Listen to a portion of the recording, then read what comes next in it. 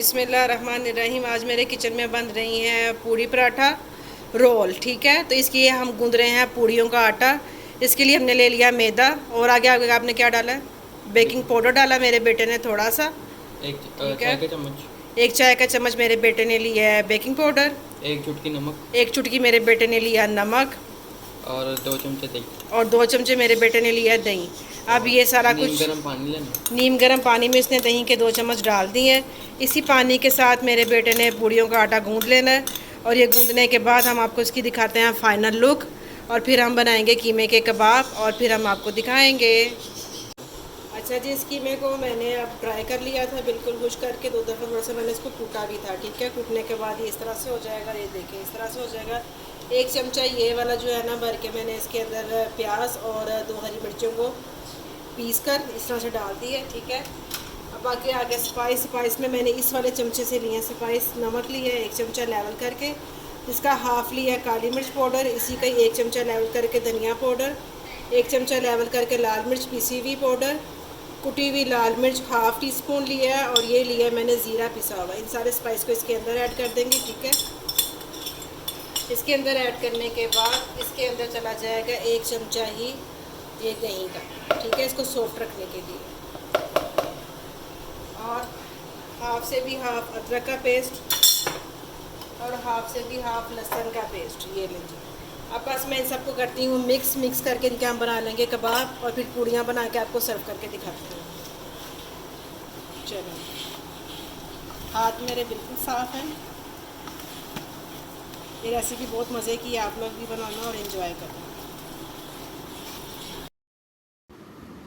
चलें जी, ये देखें इस तरह से हमने कबाब तैयार कर लिया। ये हमने गार्लिक म्यों तैयार कर ली है और ये बहुत ही मज़ेदार और टेस्टी बनी है। ठीक है जी, और इस तरह से ये मैंने कबाब तैयार कर लिए हैं। ये गार्लिक म्यों के अंदर म्योनीस डाली थी, चिली सॉस डाली थी, थोड़ी सी केचप डाली थी, थोड़ी सी गार्लिक सॉस डाली थी और हमने इस तरीके से इसको रेडी कर लिया था।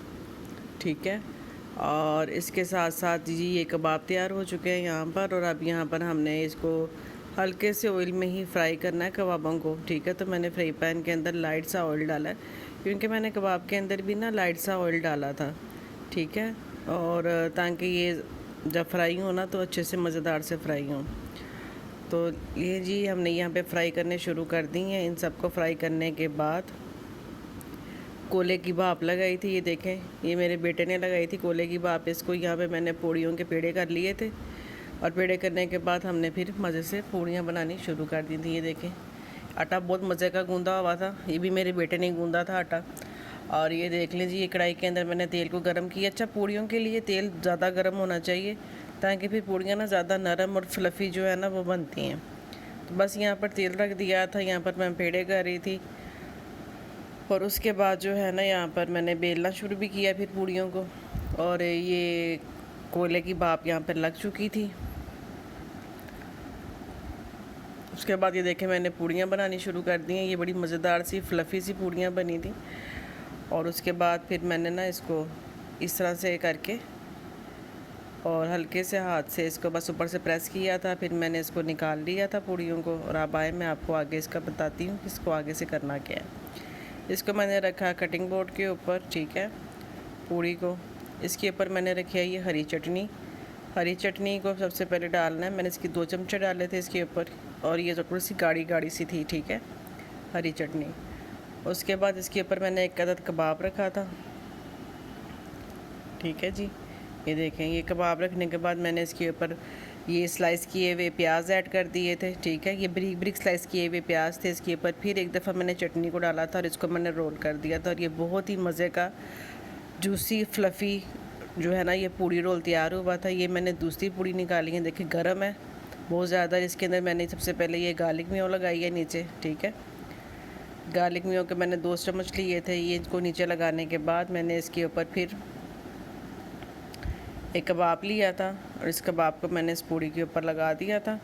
ठीक है, ये देखिए इस तरह से इसको लगाने के बाद फिर मैंने इसके ऊपर प्याज दोबारा से स्लाइस किया हुआ जो प्याज था ना बारीक कटा हुआ उसको लिया था और इसके ऊपर फिर मैंने 1 चम्मच जो है ना हरी चटनी का डाला था।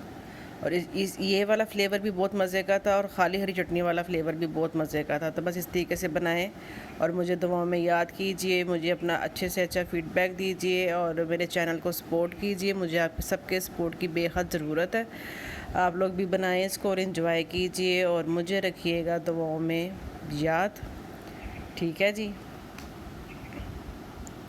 मुझे रखिएगा दुआओं में याद। और ये है इसका फ़ाइनल रिज़ल्ट, ये देख लीजिए सबसे पहले और फिर मैं आपसे लेती हूँ इजाज़त दोबारा से। ये था जी इसका फ़ाइनल रिज़ल्ट। ओके जी, गुड बाय, अल्लाह हाफ़िज़, दुआओं में याद रखिएगा।